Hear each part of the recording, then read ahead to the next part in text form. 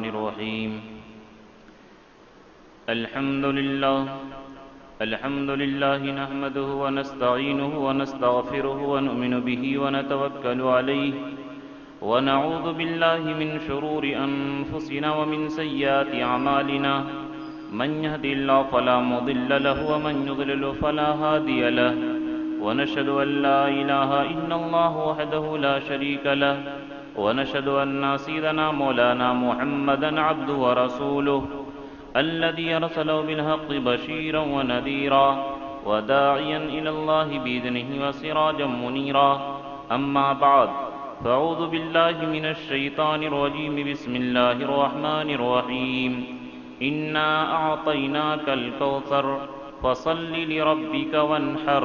إن شانئك هو الأبتر وعن أبي هريرة رضي الله تعالى عنه قال قال رسول الله صلى الله عليه وسلم من كان له سعة ولم يضح فلا يقربن مصلانا أو كما قال عليه الصلاة والسلام رواه ابن ماجه صدق الله العظيم وصدق رسوله النبي الكريم ونحن على ذلك لمن الشاهدين والشاكرين والحمد لله رب العالمین۔ میرے محترم بزرگ اور دوستو، جیسا کہ پچھلے جمعہ بتایا گیا کہ یہ ذی القعدہ کا مہینہ چل رہا ہے اور اس کے بعد ذی الحجہ کا مہینہ آنے والا ہے، جس کو بقرعید بھی کہا جاتا ہے، قربانی کا بقرعید کا مہینہ کہا جاتا ہے،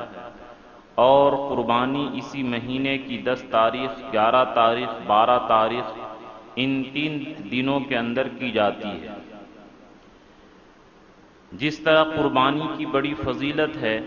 اسی طرح اس مہینے کی بھی بڑی فضیلت ہے۔ علماء کرام کا اس بات پر اتفاق ہے کہ سب سے معظم دن تو رمضان مبارک کا مہینہ ہے، لیکن رمضان کے بعد والفجر ولیال عشر کہ اللہ تعالیٰ فجر کی اور 10 رات کی جو قسم کھائے، تو 10 رات سے مراد مفسرین کرام یہی عشرہ ذی الحجہ یعنی 1 تاریخ سے لے کر 10 تاریخ تک بقرعید کی تاریخ مراد لیتے ہیں، کہ اس کے اندر حدیث پاک کا مفہوم ہے کہ اللہ کے نبی صلی اللہ علیہ وسلم فرمائے کہ عشرہ ذی الحجہ کے 10 روزوں کی فضیلت ایسی ہے کہ ایک دن کے روزہ کی فضیلت 1 سال کے روزہ کے برابر، اور عرفہ یعنی 9 ذی الحجہ کا روزہ کا ثواب جو ہے وہ 2 سال کے برابر ہے۔ اور ایک روایت کے اندر ہے کہ اللہ کے نبی صلی اللہ علیہ وسلم فرمائے من حفظ لسانہ وسمعہ وبصرہ یوم عرفۃ کفارۃ من عرفۃ الی عرفۃ کما قال علیہ الصلاۃ والسلام، کہ جو شخص عرفہ یعنی 9 ذی الحجہ کو اپنی زبان کی گناہوں سے بچائے، اپنے کانوں کو بچائے، اپنی آنکھوں کو بچائے، یعنی جو شخص گناہوں سے بچے گا تو اللہ تعالیٰ ایک عرفہ سے دوسرے عرفہ تک یعنی 1 سال کے گناہ معاف کر دیں گے۔ اور ایک روایت کا مفہوم ہے کہ کفارۃ سنۃ کہ 1 سال کا گناہوں کا کفارہ ہے، اور ویلیہا اور 1 سال اگلے اور پچھلے گناہ اس کے معاف ہو جاتے ہیں۔ یہ 9 ذی الحجہ کے روزے کی فضیلت ہے۔ اگر آدمی کو طاقت ہو تو 1 سے لے کر 9 تاریخ تک روزہ رکھے، ورنہ کم از کم جو ہے وہ 9 تاریخ کو تو ضرور روزہ رکھنے کی کوشش کرے۔ اور جس طرح رمضان کے اندر فجر کی جماعت نہیں چھوٹتی ہے، اسی طرح کم سے کم عشاء کی نماز اور فجر کی نماز جماعت کے ساتھ پڑھنے کی کوشش کرے تو رات بھر کی عبادت کا ثواب ملے گا۔ اس کا آدمی اہتمام کرے۔ تو بہرحال اس مہینے کی بڑی فضیلت ہے، اور چونکہ بقرعید کا ہے مہینہ چل رہا ہے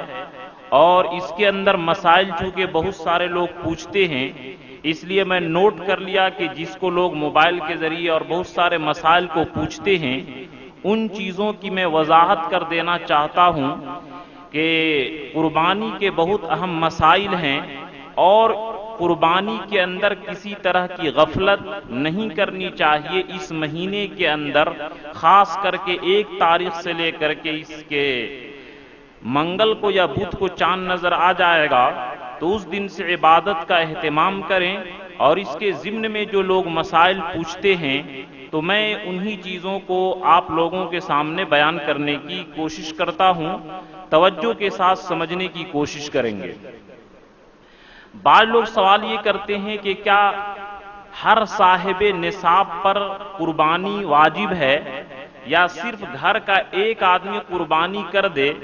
تو کیا ایک آدمی کے قربانی کر دینے سے بقیہ سارے لوگوں کی ادا ہو جائے گی؟ تو مجھے واٹس ایپ میں ایک آدمی تقریر کرتے ہوئے ملا، نعوذ باللہ، اس نے کہا کہ نہیں، ایک آدمی گھر کا جو ذمہ دار ہے وہ اگر قربانی کر دیا تو بقیہ سارے گھر والوں کی طرف سے ادا ہو جائے گا، اور ہر آدمی پر قربانی کرنے کی ضرورت نہیں۔ لیکن یہ دلیل جو ہے، میں جو خطبے کے اندر ابن ماجہ کی روایت پیش کی ہے، من کان لہ سعۃ، کہ جس آدمی کی گنجائش ہو، یعنی جو آدمی صاحب نصاب ہو کہ تقریباً 27,000 کا زیور سونا چاندی کا ملا کر یا کھا پی کر کے اس کے پاس 27,000 روپیہ بچتا ہو، تو یہ ساعتن کے اندر داخل ہے، یہ صاحب نصاب ہو گیا۔ اب اس کے اوپر قربانی واجب ہے۔ اگر یہ نہیں کرے گا قربانی تو قیامت کے دن جس طرح دیگر عبادت کے چھوڑنے پر، واجبات کے چھوڑنے پر، واجب نماز کے چھوڑنے پر جس طرح عذاب ہوگا، اسی طرح قربانی چھوڑنے پر بھی عذاب ہوگا۔ چنانچہ لفظ من جو ہے یہ دلالت کرتا ہے کہ جو شخص جو عربی سے واقف ہیں، افسوس ہے کہ لوگ تو عربی جانتے نہیں، حدیث کی چند کتابیں اردو کے اندر مطالعہ کر لیتے ہیں اور اپنے آپ کو وہ عالموں سے بھی بڑا سمجھنے لگتے ہیں، اور علماء سے کہتے ہیں کہ علماء سے رابطہ کی کوئی ضرورت نہیں، حالانکہ دیگر علماء کی وہ پیروی کریں گے، لیکن رسول اکرم صلی اللہ علیہ وسلم کے سے جو علم اور جو سلسلہ چلا ہے اس سے لوگ انکار کرتے ہیں۔ اگر اس حدیث کے اندر غور کیا جائے اور یہ کہا جائے کہ صرف ایک آدمی گھر کا ذمہ دار کر لے،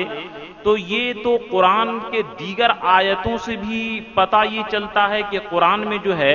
وَلِلَّهِ عَلَى النَّاسِ حِجُّ الْبَيْتِ مَنِ اسْتَطَاعَ إِلَيْهِ سَبِيلًا، کہ حج کرنا اس کے لیے ہے جو حج کے زاد و راحلہ پر، یعنی حج کے بقدر جس کے پاس پیسہ ہو تو اس کے اوپر حج فرض ہے۔ یہاں پر لفظ من آیا، تو اگر قربانی کے اندر آپ یہ کہتے ہیں کہ گھر کا ایک آدمی قربانی کر دے تو بقیہ سارے لوگوں کی طرف سے ادا ہو جائے گا، اسی طریقے سے اگر گھر کا ایک آدمی حج کر لے تو بقیہ کسی کو حج کرنے کی ضرورت نہیں پڑے گی۔ اور خطبے میں نے دلیل پیش کی فَصَلِّ لِرَبِّكَ وَانْحَرْ، کہ اپنے رب کے لیے نماز پڑھیے اور قربانی کیجیے۔ تو یہاں پر دونوں ساتھ میں آیا کہ پہلے بقرعید کی نماز پڑھیے اور قربانی کیجیے۔ اگر آپ کا فلسفہ یہ ہے کہ گھر کا ایک آدمی قربانی کر لے تو اس کا مطلب یہ نکلا کہ گھر کا ایک آدمی بقرعید کی نماز پڑھ لے، بقیہ گھر والوں کی طرف سے معاف ہو جائے گا۔ تو بہرحال لفظ من یا اسی طریقے سے من عمل صالحا من ذکر او انثى وهو مؤمن فلنحيينه حیاتا طیبہ، یہ قرآن پاک کے اندر آیا کہ جو آدمی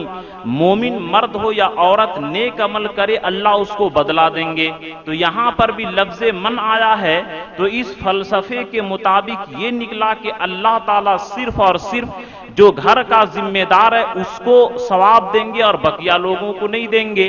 تو دیکھیے حدیث پاک میں جو آیا من وجد سعتن، کہ جو آدمی صاحب استطاعت ہو، جو آدمی صاحب مال ہو، حدیث کے اندر من کا لفظ آیا ہے، یہ رائن کا لفظ نہیں آیا ہے، ذمہ دار کا لفظ نہیں آیا ہے۔ اس لیے ہم تو اپنے رسول اکرم صلی اللہ علیہ وسلم کی بات پر عمل کریں گے۔ عربی کے اندر من یہ عموم کے لیے آتا ہے، کل من علیہا فان، کہ قیامت کے دن ساری چیزوں کو فنا کر دیں گے۔ تو بہرحال لفظ من وجد سعتن، کہ جو شخص قربانی کے وسعت پائے اور قربانی کرنے کی حیثیت ہے اور وہ قربانی نہ کرے، اللہ کے رسول نفرت کا اظہار فرمائے کہ وہ میرے گھر کے، وہ میرے عیدگاہ کے قریب بھی نہ جائے۔ تو اس لیے اگر باپ ہے، بیٹا ہے،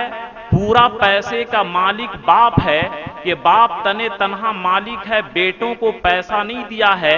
بیٹے کھاتے ہیں پیتے ہیں، باپ ان کو ضروریات کے لیے پیسہ دیتا ہے، صاحب نصاب نہیں ہے، تو پھر یہاں پر صرف باپ کر لے تو بیٹے کو کرنے کی ضرورت نہیں ہے۔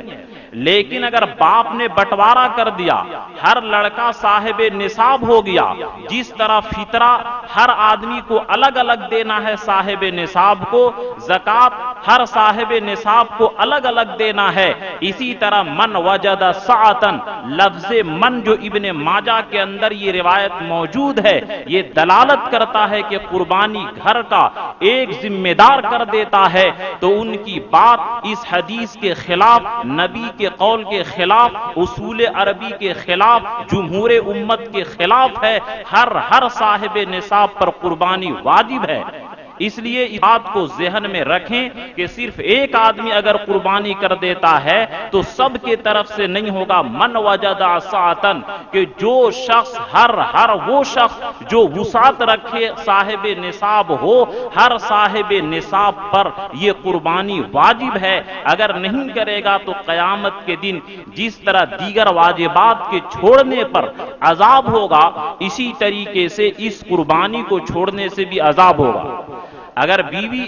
اپنے زیور کا الگ مالک ہے تو بیوی پر الگ قربانی واجب ہوگی، شوہر پر الگ قربانی واجب ہوگی، اور بیٹا ہے، بیٹا کو ابھی باپ تقسیم نہیں کیا ہے،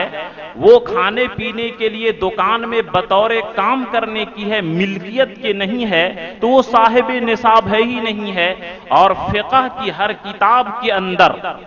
کہ تجب الاضحیۃ علی کل حر مسلم مقیم موسر، کہ ہر صاحب نصاب پر یہ قربانی واجب ہے، ہر صاحب نصاب کو کرنا پڑے گا۔ اس لیے اگر نعوذ باللہ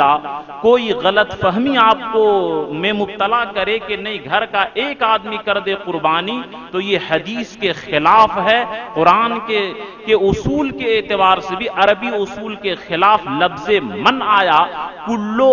رائن کا لفظ نہیں آیا، کلو اہل البیت کا لفظ نہیں آیا، بلکہ من کا لفظ آیا کہ ہر آدمی جو شخص بھی وسعت رکھتا ہے، صاحب نصاب ہے، اس کے اوپر قربانی واجب ہے۔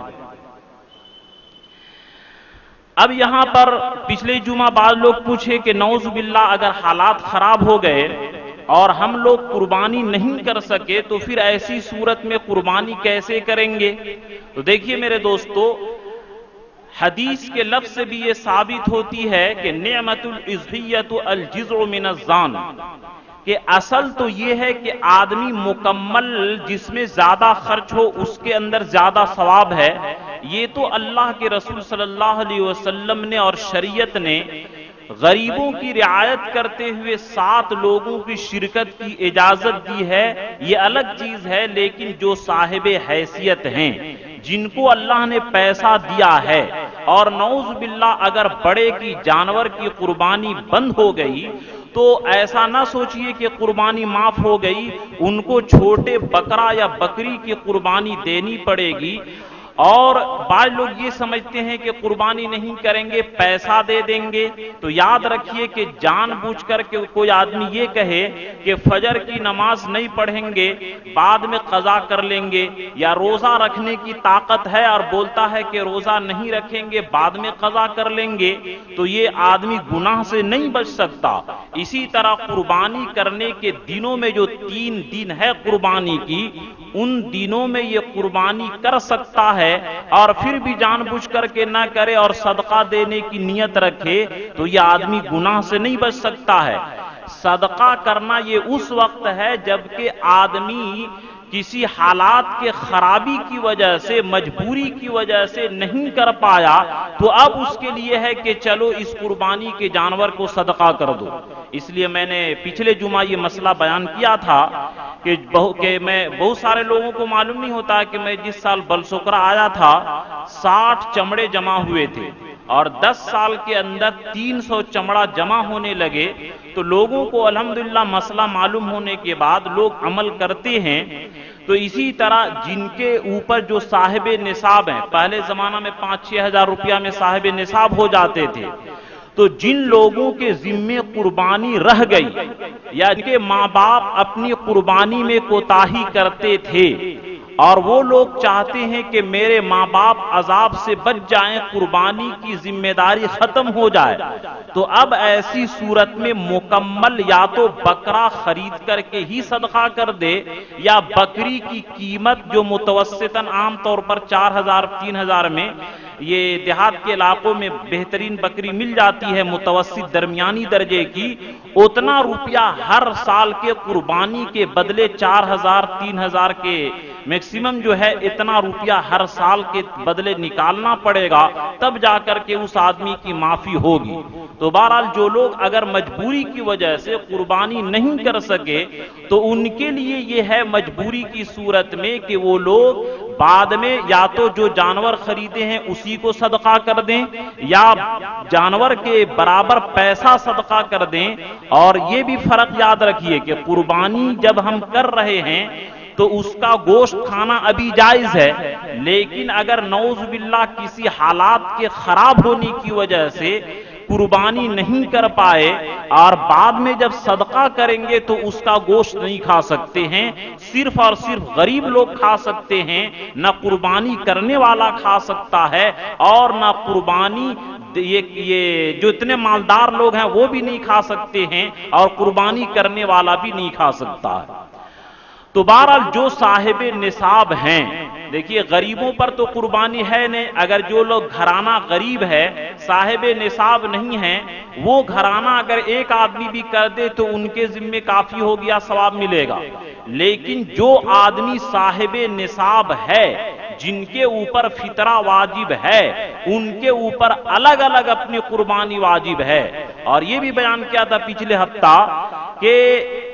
زکوٰۃ کے واجب ہونے کے لیے سال کا گزرنا تو شرط ہے، لیکن فطرہ واجب ہونے کے لیے، قربانی واجب ہونے کے لیے سال کا گزرنا شرط نہیں ہے۔ اگر آج ہم کا قربانی کے دنوں میں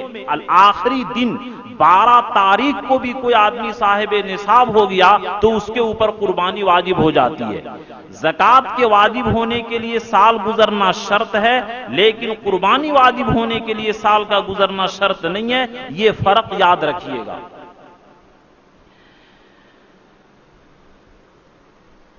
اب یہاں پر ایک مسئلہ یہ بھی بعض لوگ پوچھتے ہیں کہ بچپن میں ہمارے ماں باپ غریب تھے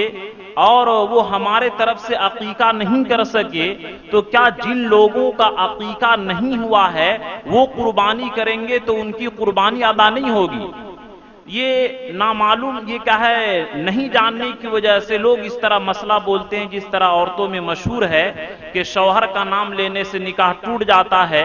اسی طریقے سے دیکھیے ایک مسئلہ یاد رکھیے، عقیقہ کرنا یہ مستحب ہے، قربانی کرنا واجب ہے۔ اگر ایک آدمی کروڑ پتی بھی ہے اور عقیقہ نہیں کیا تو قیامت کے دن کوئی عذاب ماں باپ کو نہیں ہوگا۔ اچھا یہ بھی مسئلہ بعض لوگ پوچھتے ہیں کہ میرا عقیقہ ہوا تھا اس نام سے، اب نام بدلنا چاہتے ہیں تو کیا نام بدلنے کے لیے دوبارہ عقیقہ کرنا پڑے گا؟ یہ بھی بالکل غلط بات ہے، نام بدلنے کی وجہ سے دوبارہ عقیقہ کرنے کی ضرورت ہرگز نہیں ہے۔ اور یہ بھی مسئلہ یاد رکھیے کہ جن کا بچپن میں قربانی یہ عقیقہ نہیں ہوا اور اب وہ صاحب نصاب ہو گیا، پیسہ والا ہو گیا، تو عقیقہ نہ ہونے کی وجہ سے اس کی قربانی میں کوئی فرق نہیں پڑے گی، اس کی قربانی جائز ہوگی اور اس کے اوپر قربانی واجب ہوگی، اس کو قربانی کرنا پڑے گا۔ عقیقہ تو صرف اس لیے کیا جاتا ہے تاکہ اللہ کی نعمت کی شکریہ ادا کیا جائے، بیماری سے بچے کی حفاظت ہو۔ الحمدللہ میں نے 7ویں دن ہر 4 بچے کی قربانی کی اور اس کی برکت یہ نظر آتی ہے کہ ابھی تک ہم کو ہاسپٹل بالکل فوری طور پر ایڈمٹ کرنا پڑے کسی بچے کے ساتھ ایسا نہیں ہوا ہے۔ افسوس کی بات ہے کہ لوگ چھٹی کرتے ہیں اور عقیقہ نہیں کرتے ہیں، یہ بڑی افسوس کی بات ہے مسلمانوں کے لیے۔ انشاءاللہ بقرعید کے موضوع جب ختم ہوگا تو عقیقے پر ایک مستقل جمعہ انشاءاللہ بیان کروں گا۔ تو بہرحال جن کے عقیقہ نہیں ہوا ہے وہ صاحب نصاب ہو گئے ہیں یا صاحب نصاب نہیں بھی ہیں اور قربانی کرنا چاہتے ہیں تو ان کی قربانی بلا تکلف جائز ہے، اس کی قربانی کے اندر کسی طرح کی حرج کی بات نہیں ہے۔ اور جان بوجھ کر کے کوئی آدمی قربانی نہ کرے اور صدقہ دینے کی کوشش کرے تو ایسا ہی ہے کہ جان بوجھ کر کے فجر کی نماز چھوڑ دے یا عشاء کی نماز یا جمعہ کی نماز چھوڑ دے اور بعد میں قضا کرے، اسی طرح مجرم ہوگا۔ وقت جس ہے 3 دن، تو ان 3 دنوں کے اندر مکمل کوشش کر کے اپنی قربانی ذبح کر دے، یہ آدمی کے اوپر ضروری ہے۔ اب یہاں پر بعض مسلمان یہ سمجھتے ہیں کہ نعوذ باللہ بڑے جانور کی قربانی اگر بند ہو گئی تو چھوٹے جانور میں کیسے کریں گے؟ میرے دوستو، اگر اللہ تبارک تعالیٰ کا حکم ہو جائے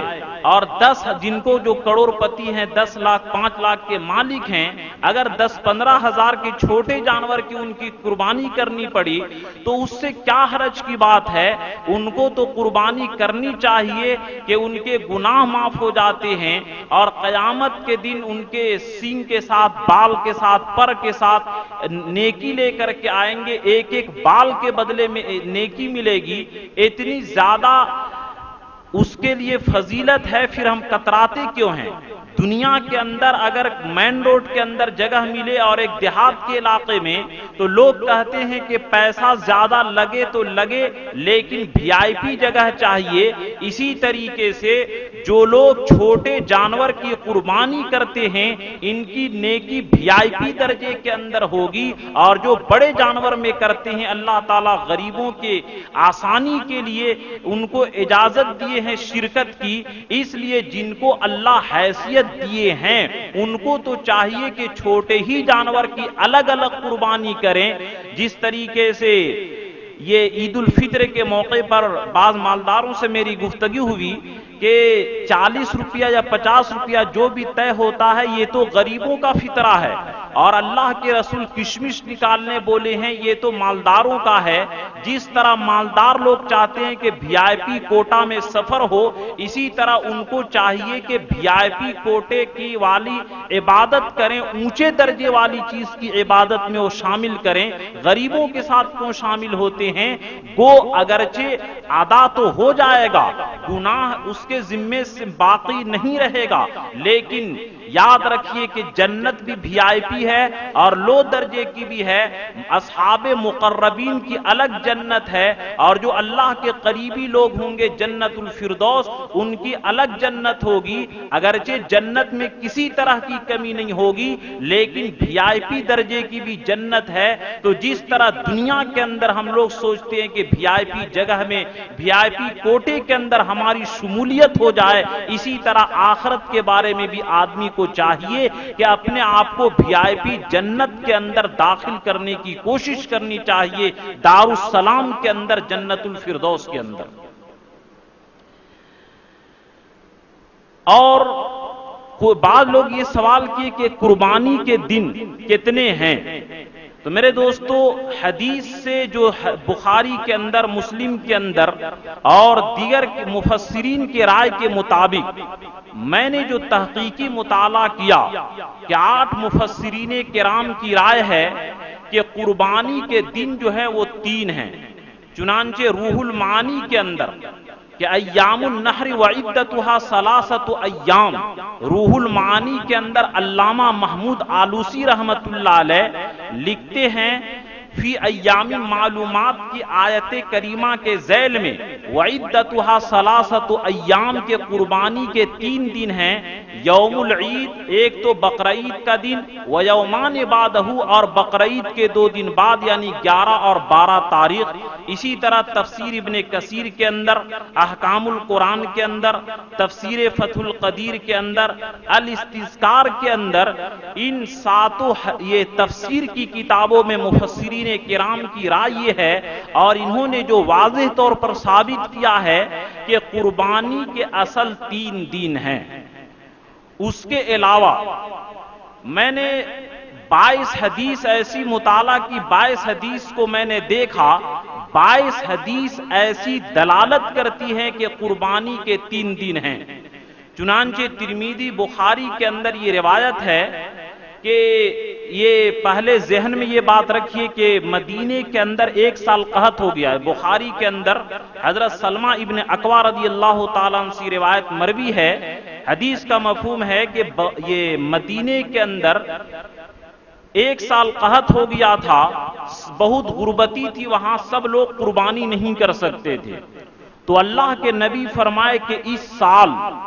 قربانی کے گوشت صرف 3 دن کے اندر ختم کرنا ہے، 3 دن سے زیادہ کوئی نہیں رکھ سکتا ہے۔ چنانچہ صحابہ کرام 3 دن کے اندر سارے گوشت کو کھا کر کے بانٹ کر کے ختم کر دیے۔ دوسرا سال ہوا تو اللہ کے نبی سے پھر پوچھے کہ اللہ کے نبی آپ تو پچھلے سال یہ فرمائے تھے کہ 3 دن کھانا ہے اس کے بعد نہیں، تو یہ کیا اس سال بھی ایسا کرنا ہے؟ تو اللہ کے نبی فرمائے کہ نہیں، پر سال غربتی تھی، قحط سالی تھی، اس لیے میں نے 3 دن سے زیادہ رکھنے کا حکم نہیں دیا تھا۔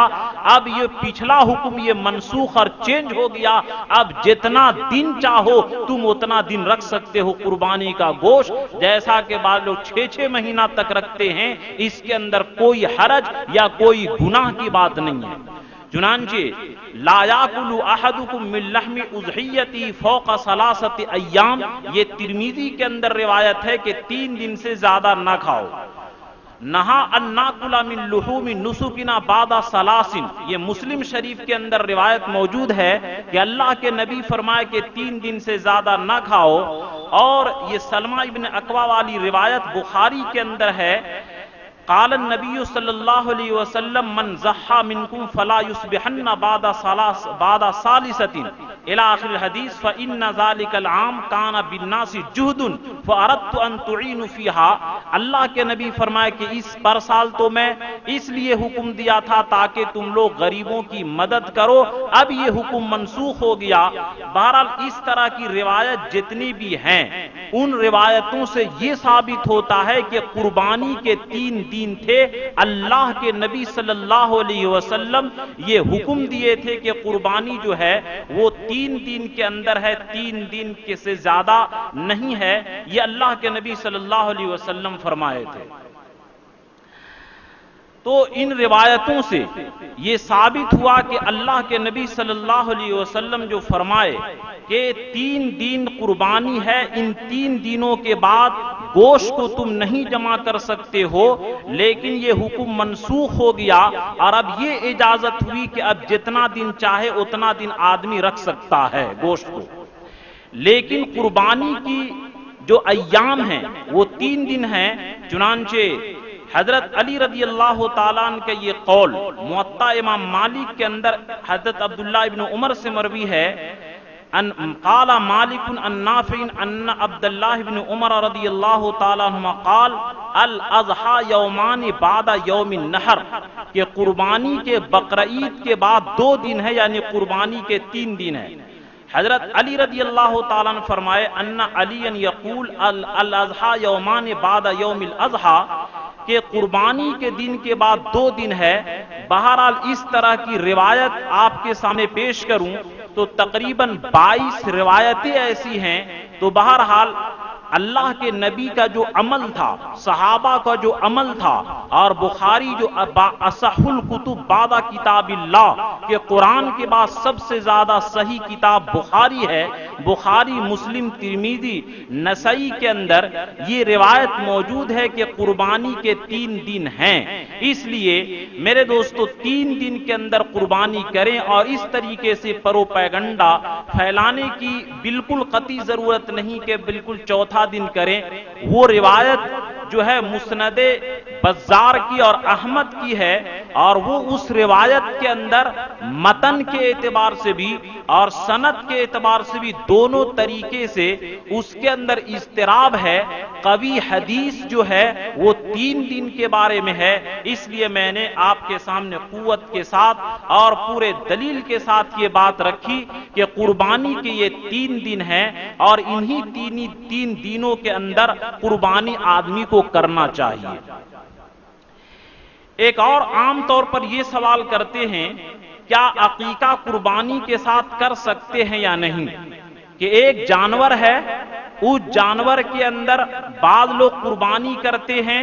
اور بعض لوگ عقیقہ کرتے ہیں، تو کیا صرف قربانی ہی کرنا جائز ہے یا عقیقہ اور قربانی دونوں کر سکتے ہیں؟ بعض لوگ یہ مسئلہ بیان کیے، 1-2 سال پہلے ایک سوال کیے تھے آدمی کے، ایک مسئلہ یہ بیان کیا کہ جس آدمی کا پہلے سال عقیقہ نہ ہو 2 سال کے بعد کرتا ہے تو وہ قربانی میں شریک نہیں ہو سکتا ہے۔ میں نے اپنے استاد محترم مفتی طاہر صاحب دامت برکاتہم سے پوچھا، کتابوں کو مطالعہ کیا، انہوں نے کہا ایسی کوئی بات نہیں، چاہے پہلے سال کی عقیقہ ہو یا دوسرے سال کا عقیقہ ہو، قربانی کے ساتھ اس کی شرکت ہو سکتی ہے، کہ 5 نام قربانی ہو 2 نام عقیقہ ہو، یہ جائز ہے۔ یا اسی طریقے سے بعض لوگ یہ کہتے ہیں کہ قربانی میں شرکت تو جائز ہے کہ ایک جانور میں 7، ایک اونٹ میں، گائے میں، بھینس میں 7 لوگ شریک ہو سکتے ہیں، لیکن عقیقہ میں اگر بڑا جانور کرنا ہے تو مکمل ایک جانور کرنا پڑے گا، کھسی یا بکری کی طرح۔ تو میں نے جو حدیث کا مطالعہ کیا اور میں نے جو سمجھا حاصل مطالعہ، چونکہ یہ شہر ہے یہاں پڑھے لکھے لوگ رہتے ہیں، دلیل کے ساتھ بات کرنے کی ضرورت ہے، تو اس لیے میں نے جو حدیث کا مطالعہ کیا اور ڈائریکٹ حدیث سے آپ کو نقل کر کے میں بتاتا ہوں کہ اللہ کے نبی صلی اللہ علیہ وسلم کیا عمل کیا تھا۔ چنانچہ حضرت جابر رضی اللہ تعالیٰ عنہ سے مروی ہے، ان جابر رضی اللہ تعالیٰ عنہ ان النبی صلی اللہ علیہ وسلم قال البقرۃ عن 7 والجزور عن 7۔ مسلم شریف، ابو داؤد شریف کے اندر یہ روایت موجود ہے کہ گائے اور اونٹ یہ 7 آدمی کی طرف سے کافی ہے۔ اسی طرح دوسری روایت ہے، کُنَّا نَتَمَتَّعُ مَعَ النَّبِيِّ صلی اللہ علیہ وسلم فَنَذْبَحُ الْبَقْرَةَ عَنْ 7 وَنَشْتَرِكُ فِيهَا، کہ ہم لوگ نبی اکرم صلی اللہ علیہ وسلم کے ساتھ عمرہ کیے اور اس میں شریک ہوتے تھے کہ اس میں ہم لوگ 7 آدمی شریک ہو کر کے قربانی کیے۔ تو بہرحال، اور ایک روایت کے اندر یہ بھی ہے کہ ذبح رسول اللہ صلی اللہ علیہ وسلم امن اعتمر من نساء فی حجۃ الوداع بقرۃ بینہن، کہ اللہ کے نبی صلی اللہ علیہ وسلم کی ازواج مطہرات عمرہ کیے اور ان کے درمیان، یعنی یہ حاجی لوگ جو قربانی کرتے ہیں دم تمتع یا دم قران، ان کے درمیان اللہ کے نبی صلی اللہ علیہ وسلم ایک بڑے جانور کی قربانی دیے۔ تو بہرحال اس حدیث سے یہ مسئلہ نکلا کہ اگر کوئی آدمی بڑے جانور کے اندر قربانی اور عقیقہ دونوں شریک کر کے کرتا ہے تو یہ بھی جائز ہے، اور جس طرح قربانی میں 7 آدمی شریک ہو سکتے ہیں، اسی عقیقے میں بھی 7 آدمی شریک ہو سکتے ہیں، اور جس طرح یہ حج کے موقع پر کوئی آدمی قربانی کرنا چاہے اور کوئی آدمی دم تمتع دے، یعنی حاجیوں کا جو وہاں پر فریضہ ہوتا ہے حج کے بدلے میں شکرانہ، تو وہ قربانی بھی کر سکتا اس کے اندر، اور اسی طرح حج کا بھی کر سکتا ہے۔ اس حدیث سے یہ بات ثابت ہوتی ہے۔ چنانچہ اس کے حاشیہ نمبر 8 کے اندر، ابن ماجہ شریف کے اندر اس کے حاشیہ نمبر 8 کے اندر لکھتے ہیں، فیہ دلالۃ لجواز الاشتراک فی الہدی والاضحیۃ، کہ ان حدیثوں سے یہ مسئلہ ثابت ہوا کہ جس طرح ہدی یعنی 7 حاجی مل کر کے ایک اونٹ یا ایک گائے میں 7 حاجی مل کر کے اپنا دم تمتع حج والی قربانی کر سکتے ہیں، اسی طرح 7 آدمی قربانی کر سکتا ہے۔ اور آگے فرماتے ہیں، سواء کانا متفرقین او مجتمعین، چاہے ایک گھر کے ہوں یا الگ الگ گھر کے اندر ہوں۔ اور آگے فرماتے ہیں، اتفقت قربہم او اختلفت، چاہے سارے لوگوں کی نیکی اور قربانی کی جہت ایک ہو، ان کو بھی شرکت جائز ہے۔ یہ جو لوگ عقیقہ کرنا چاہتے ہیں وہ بھی شریک ہو سکتے ہیں، اور جو لوگ قربانی کرنا چاہتے ہیں وہ بھی شریک ہو سکتے ہیں۔ تو بہرحال ان دلائل سے یہ بات ثابت ہوئی کہ جو لوگ یہ عقیقہ کے لیے جس طریقے سے ایک چھوٹا جانور کر سکتے ہیں، اسی طرح بڑا جانور کریں تو اس میں مکمل بڑے جانور دینے کی ضرورت نہیں، بلکہ اس میں بھی شرکت کر سکتے ہیں۔ ایک مسئلہ یہ بھی سمجھ لیجئے کہ جیسے کہ میں اپنے بڑے 2 لڑکوں کے میں قربانی کیا یہ عقیقہ میں، تو مکمل ایک بڑے جانور کی قربانی یہ عقیقہ کیا تھا، تو یہ بعض لوگ سمجھتے ہیں کہ بڑے جانور میں اگر ایک حصہ کیا جائے، بقیہ 6 حصہ بچ جائے یا بقیہ 5 حصہ بچ جائے تو اس سے کوئی خلل پڑتا ہے قربانی میں، اس سے خلل نہیں پڑتا ہے۔ یعنی جس طریقے سے ایک بڑا جانور، جس طریقے سے ایک چھوٹا جانور ایک آدمی کی طرف سے کافی ہو سکتا ہے، اسی طرح مکمل ایک بڑا جانور بھی کسی کے طرف سے مکمل دے دے تو وہ بھی کافی ہو سکتا ہے۔ 7 آدمی شریک ہو کر کے دیں یہ بھی صحیح ہے، اور مکمل ایک ہی آدمی ایک بڑے جانور کی قربانی کر دے یہ بھی صحیح ہے۔ تو بہرحال آج کے بیان کا خلاصہ یہ نکلا کہ ذی الحجہ کا مہینہ جو شروع ہونے والا ہے یہ بڑا محترم ہے۔ جس طرح رمضان کے اندر ہم لوگ عبادت کا اہتمام کرتے ہیں، اسی طریقے سے اس مہینے کے اندر بھی عبادت کا اہتمام کریں، اور ہر جو صاحب نصاب ہو، ہر صاحب نصاب کو الگ الگ قربانی کرنی پڑے گی۔ ایک گھر والا ذمہ دار کر دے بقیہ لوگوں کی قربانی ادا نہیں ہوگی۔ جس طرح فطرہ ہر آدمی کو الگ الگ دینا ہے، نماز ہر آدمی کو اپنی الگ الگ پڑھنی ہے، روزہ ہر آدمی کو الگ الگ رکھنا ہے، اسی طرح قربانی ہر صاحب نصاب کو الگ الگ دینا ہے۔ اور قربانی کے اصل یہ 3 دن ہیں، ان 3 دنوں کے اندر قربانی کرنے کی کوشش کریں۔ اور اسی طریقے سے بڑے جانور میں جس طرح قربانی کی شرکت ہو سکتی ہے، عقیقہ کی بھی شرکت ہو سکتی ہے۔ اللہ ہم سبوں کو کہنے اور سننے سے زیادہ عمل کی توفیق عطا فرمائے۔ آمین وآخر الدعوانا الحمدللہ رب العالمین۔